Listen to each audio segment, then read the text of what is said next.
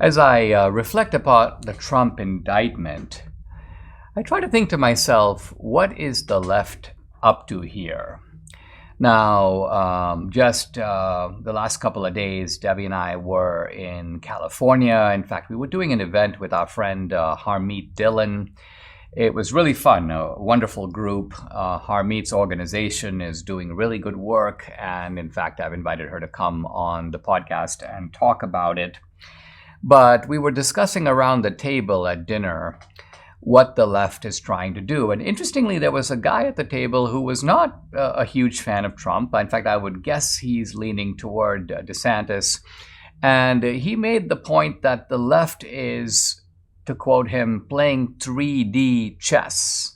Now, what did he mean by that? What he meant by that is that they are indicting Trump because they want Trump to become a martyr. And they want Trump to become a martyr so that the Republican Party unifies around Trump. Suddenly, DeSantis' candidacy becomes unviable. DeSantis is now measured only to the degree that he cheerleads for Trump. It's Trump, and Trump dominates the news over the next several months, and people are hardly talking about anything else. Republicans almost create a litmus test in which you are either all in for Trump or will have nothing to do with you now or in the future. So Trump then becomes the nominee, but he is a weakened nominee. He's weakened both by the indictment itself, and there could be more than one indictment, potentially a Georgia case, potentially a case brought by the special counsel. So here you've got this legally besieged candidate running against a Democrat, and it gives the Democrat, whether it's Biden or somebody else, an easier chance to win.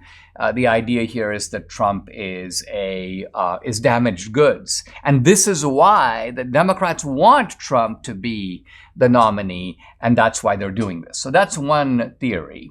I don't think that this theory is actually right. Because I don't think first of all, I don't think Democrats are thinking in this strategic way. If you talk to Democrats, and it doesn't really matter if they're political strategists or they're candidates or ordinary Democrats on the street, most of them are driven by this not only visceral loathing, but I would say visceral fear. It's a visceral fear of Trump that is really without rival. I've seen in the past Democrats, they certainly feared Reagan because they recognized that, first of all, Reagan won 44 states in what was thought to be a close election. He won 49 states the next time around. So Reagan had this kind of connection with the American people that the left found really terrifying, and they couldn't understand it, and they responded to it with a certain kind of sputtering disdain and rage. And so there's some similarities between that and the way that the left reacts to Trump. But with Trump, they are driven to paroxysms of absurdity. And there are people on the left who genuinely believe that Trump is on his way to becoming Hitler. And so I think for the left, Trump scares them like nobody else does. And I think the reason for it is this.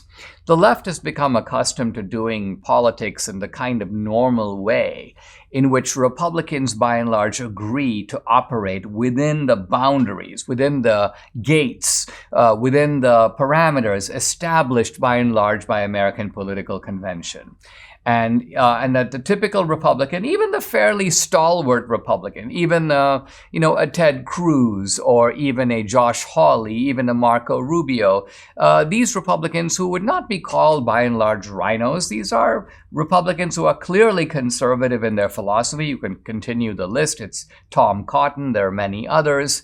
These Republicans, nevertheless, do not take on the left in the way that Trump does. Trump has basically just taken all the premises of the left. You can't say this, you can't do that, you can't negotiate directly with a foreign leader, you can't question this. And Trump goes, why not? I'm going to do it. I'm an outsider. And it's this outsider. It's not just that Trump is an outsider. Trump is an outsider who brings with him a larger than life quality and a certain willingness to take on taboos and sacred cows. And for these reasons, Trump becomes a menacing figure of a magnitude that certainly when Debbie and I talk, we're like, we've never seen anything like this.